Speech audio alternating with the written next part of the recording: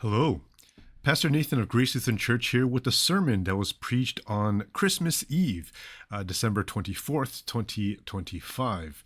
You can check the description of this video for the helpful links that pertain to this sermon, like the readings that the sermon is based on, the bulletin, as well as the live streamed service that this sermon came from. But before we get into the sermon itself, let's have a word of prayer. Loving God, by the gift of your Spirit, teach us to treasure your word and ponder it in our hearts, that we might see and hear you in all areas of our lives through Jesus Christ, your word made flesh. Amen. You know, like many people, Christmas is one of my favorite times of the year. One out of around 40 or 50 favorite times, but still, I look forward to it every year. The atmosphere it brings, the expectation and the anticipation of the magic, even the music can really get me going. You know, if I get the lyrics right, at least. But I'll be darned if something doesn't happen every year that seems to ruin it all. Maybe it's an injury or illness of some kind. Maybe it's some sort of brokenness or pain. Or maybe something that comes that just leaves general bad feelings. But even though for me it's something that comes pretty much every year, it still always seems to catch me off guard. Like a week ago, I was doing pretty good. I was ahead in my preparing. I had this whole Christmas week plotted out. I even had all my plans in place and ready to be executed. I was feeling on top of things, and I was thinking that finally I can enjoy a Christmas with minimal worry and stress. Or so I thought. I guess I got a bit too cocky because, of course, something happened. Our kitchen sink stopped draining water. No problem, I thought. The internet is full of DIY instructions and stuff. I'm sure I can clear this one on my own. I was told repeatedly by an unnamed spouse to just call a plumber, but I'm stubborn. And once I get in my head that I can do it myself, I obsess over it and keep at it until it's done. And not to mention, I knew that I can get a killer sermon illustration out of it. Or an illustration, anyway. Well, after several long hours that I honestly didn't have to spare, stretch over the next few days, a couple $100 in tools that I really didn't need, and a bit of soreness in my back and shoulders, and some almost blisters in my hands, the sink is still clogged. Of course, during Christmas week. And you might be thinking, that's what ruined your Christmas? Get some real problems, buddy. And you wouldn't be wrong. This really isn't that big of a deal if you think about it. It could have been solved already if I spent the time and money on hiring a professional instead of trying to fix it myself. In this particular situation, I was my own demise, and I might have many of you rolling your eyes in my general direction for yet again biting off more than I could chew. But the point isn't how I reacted or very foolishly thought I could solve it on my own. No, the point is that despite our best laid plans, life can trip us up. And even if it's something minor to the eyes of the majority of people with half a brain, to someone who can be as obsessed as I can in wanting to get something done a certain way, it can throw a real wrench in those plans.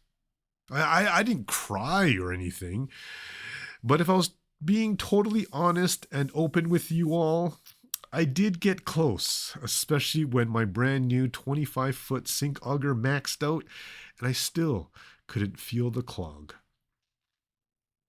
I mean, I was actually excited to fix it myself. I was looking forward to having these new tools that I probably wouldn't ever use again. I was a little giddy with anticipation and saving a few bucks and learning a new skill and patting myself on the back on a job well done. But that didn't happen. Instead, I was left disappointed in myself. I was feeling a little deflated that I couldn't do what I set out to do. I was kind of down, thinking that I messed up again. And during the worst possible time of the year to do so. Again, it sounds like a really minor thing. And I'm pretty sure you all could understand the feelings that I was feeling. I'm sure you could all relate to that disappointment, perhaps not around something like this specifically, but in general. I'm sure you all felt deflated like I did, when my best efforts amounted to nothing. I'm sure you all felt down about your situations, your decisions, and what might have ended up as failures. I often wonder if this is what Mary and Joseph felt throughout their whole Christmas story experience that we read about every year around this time for reasons unbeknownst to me. I wonder if they too felt disappointment in the surprise pregnancy, deflated because of this unexpected census that made them travel during the worst possible time and trimester, and a little down that they didn't plan ahead enough to make hotel reservations. I mean, that's a lot of surprises, a lot of unexpectedness, a lot of poor planning. And depending on the kind of person you are, these things can really hit hard. And for someone like underaged and unwed but very pregnant Mary, I can see that as being soul crushing. But in spite of it, her child was born. In the midst of the hectic busyness, love was found. In the thick of all the unwanted and unneeded stress, God was so very clearly with her and her growing family.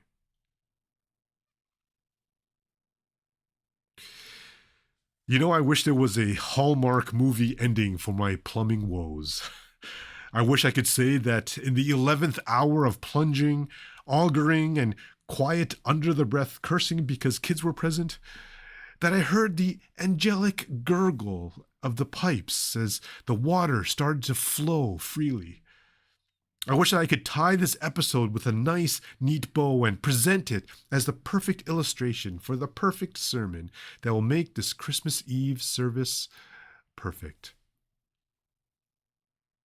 But as life teaches us again and again and again, perfection is but a pipe dream. Life can be really tough in its unexpected surprises and plot twists. Life can be super disappointing in its many dashed dreams and squashed hopes. Life can get so very messy, both figuratively and sometimes quite literally.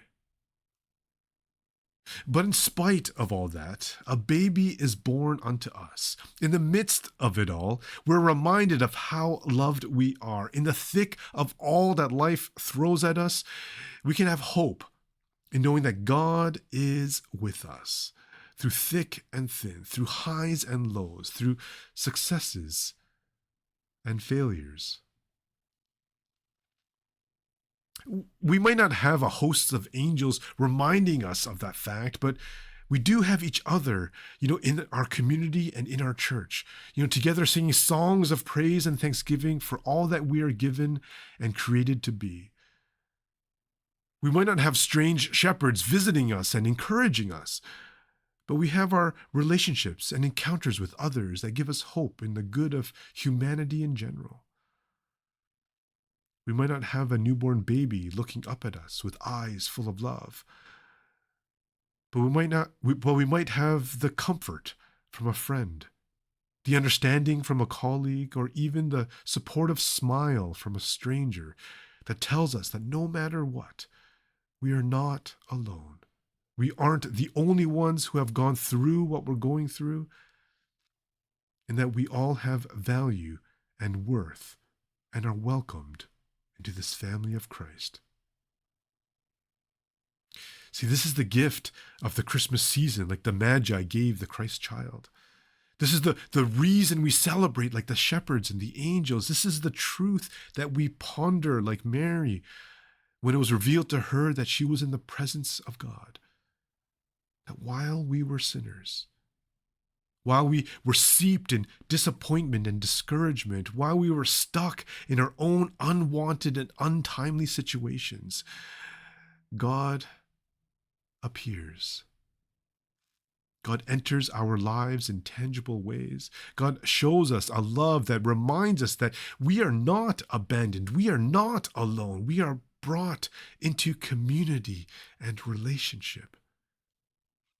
God continues to hold us, heal us, and save us from any of the guilt and shame that might tell us otherwise.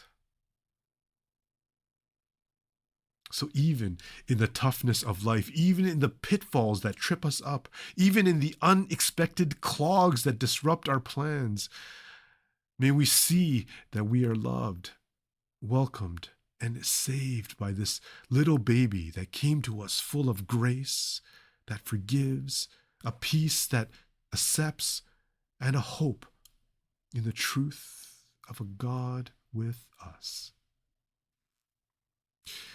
So on this Christmas Eve, tomorrow's Christmas Day, and throughout this Christmas season and always, may we have the hope of the shepherds, the joy of the angels, the love of a mother, and the peace of a newborn baby, that the light of God might always shine brightly in and through our lives, dispelling the darkness, binding up the broken, and lifting us up in love, allowing us to lean on this strength and be empowered to not just live life, but live the life that truly is life.